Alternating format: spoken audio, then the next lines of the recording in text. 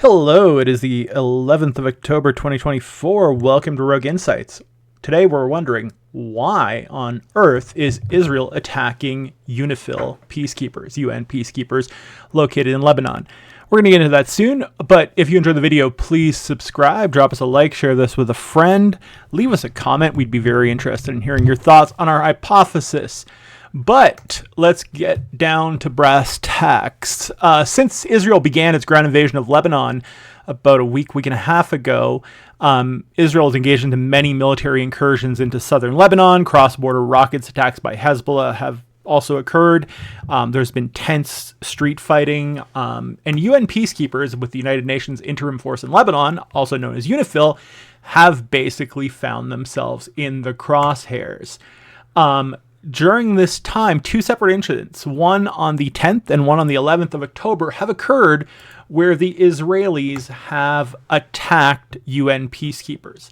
Now, what we have to wonder is, based on Israel's past behavior, the manner by which Israel generally tends to flout international law, and the fact that, if you have a look at what these UN locations look like, is it plausible that these are not accidental, but rather part of a calculated strategy to ultimately compel UNIFIL to move away from areas that Israel considers to be militarily sensitive because they're potentially used by Hezbollah?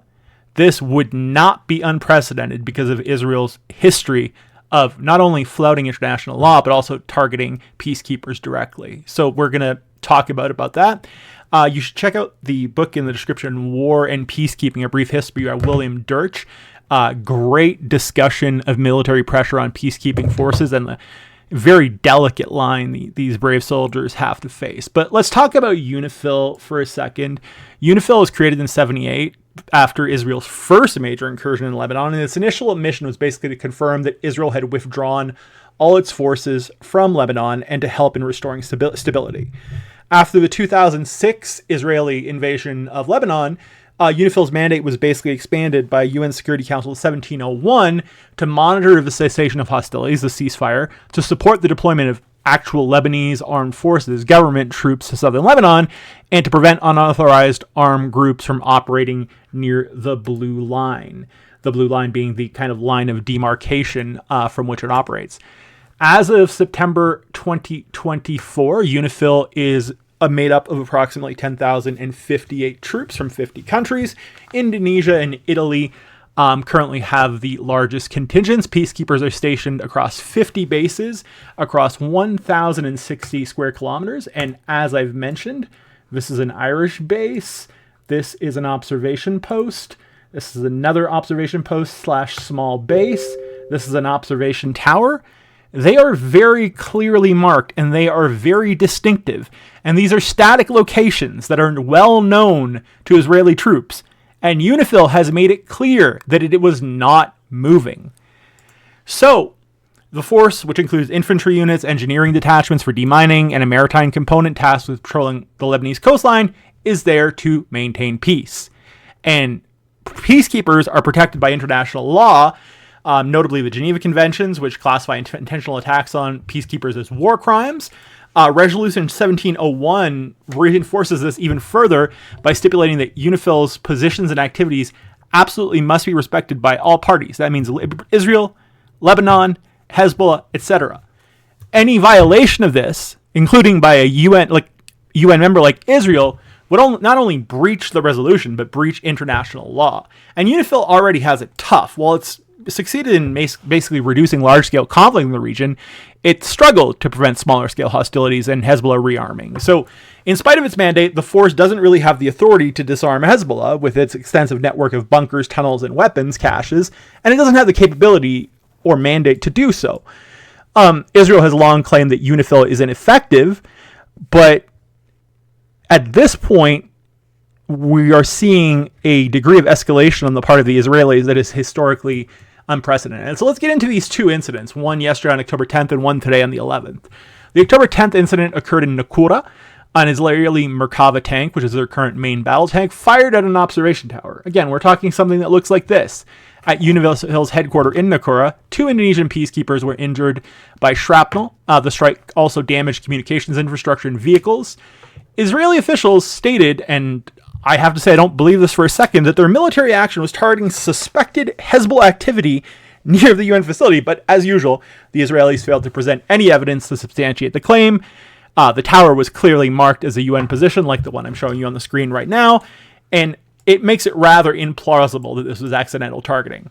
Today, again, near Naqoura, same place, another explosion injured 2 peacekeepers after an Israeli bulldozer literally breached the perimeter of a UNIFIL base near Naqoura. And this is what these bases look like.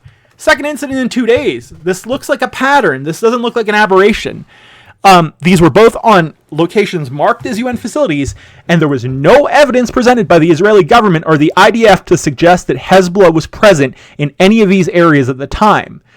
Hezbollah does have a history of using civilian infrastructure and proximity to neutral entities to shield its paramilitary assets, but even if that was the case, Israel targeting areas designated as UN facilities with no verified militant or Hezbollah activity really does raise very serious concerns about Israel's true motives, considering the degree to which these posts are marked.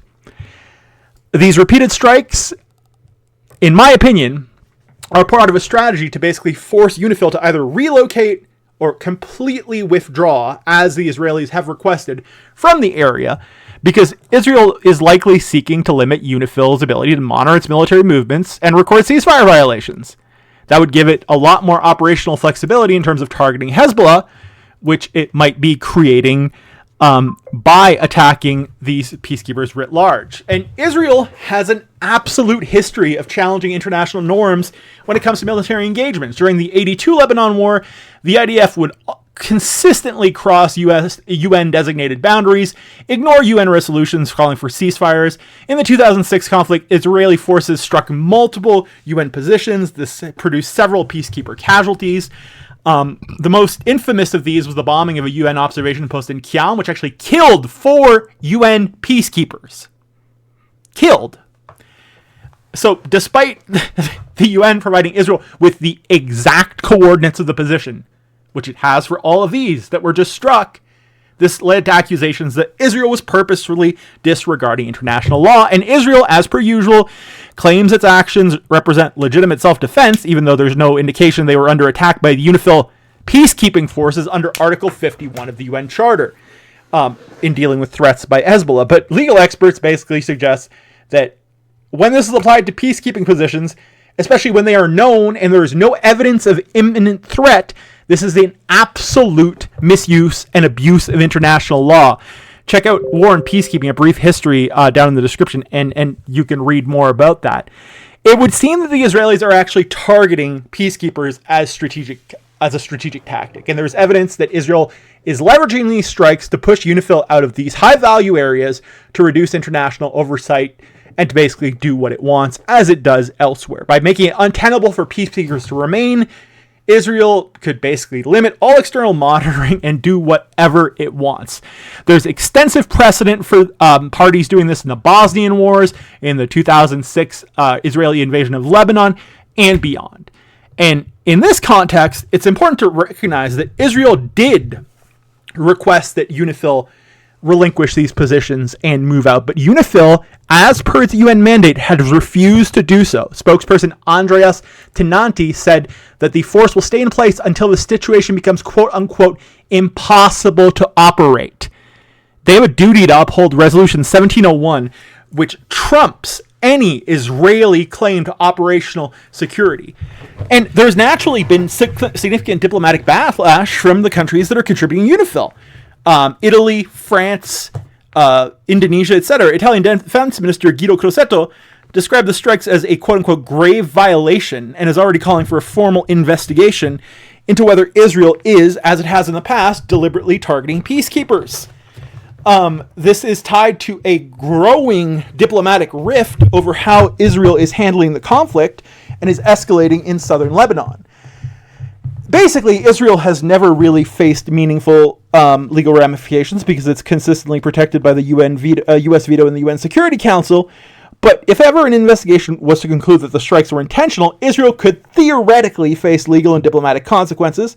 As per the Rome Statute of the ICC, the International Criminal Court, attacks on peacekeepers could lead to calls for reparations or other forms of accountability because they are war crimes. Looking back at history, at some of the historical incidents which involve peacekeeper targeting and international law, Bosnia, Rwanda, Lebanon in 2006, the Qiyam UN post bombing, they all are stark examples of how peacekeeper protections are disregarded by parties to war.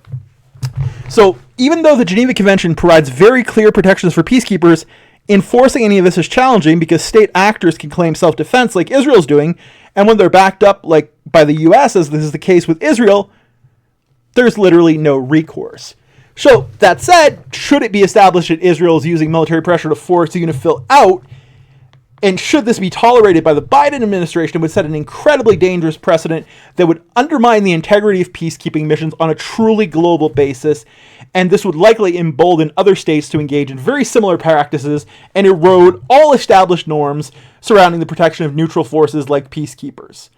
At the end of the day, these incidents 2 days in a row, you'd have to be absolutely idiotic to believe that these are not UN targets. They're distinctively marked, they are geolocated, and the Israelis are fully aware of all their locations. These are clear targeted attacks on the UN, mirroring the 2006 bombing of the Qiyam post, which killed 4 UN peacekeepers. And how many more of these attacks is it going to take before the international community, and especially if the United States says that enough is enough, and that international law trumps Israel's ability to do what it wants? Where we're looking at its targeted assassination program, whatever, Israel is in repeated violation of international law per the Rome Statute, which it did not sign, but per the Geneva Convention, which has universal jurisdiction. And its potential that it's going to weaken Resolution 1701 is damaging to the international community. This is my hypothesis. This is my opinion. I would encourage you to check out some of the readings I recommend below. Check out our website, drop us a like, or hey, you're probably going to dislike this video if you're coming at this from a certain perspective. But I believe that considering that Israel knows the location of these and that they're so clearly marked, there is no legitimate excuse for these to be targeted. This is clear, premeditated, and reflects Israel's consistent flouting of international law and its use of anti-Hezbollah operations as pretext to do so. Thank you for watching Rogue Insights. My name is Kevin Duska. It is 12:25 p.m. on the 11th of October here in Calgary. Please share this video with a friend, an enemy, a frenemy, whomever you would like. Have a wonderful, wonderful, wonderful day.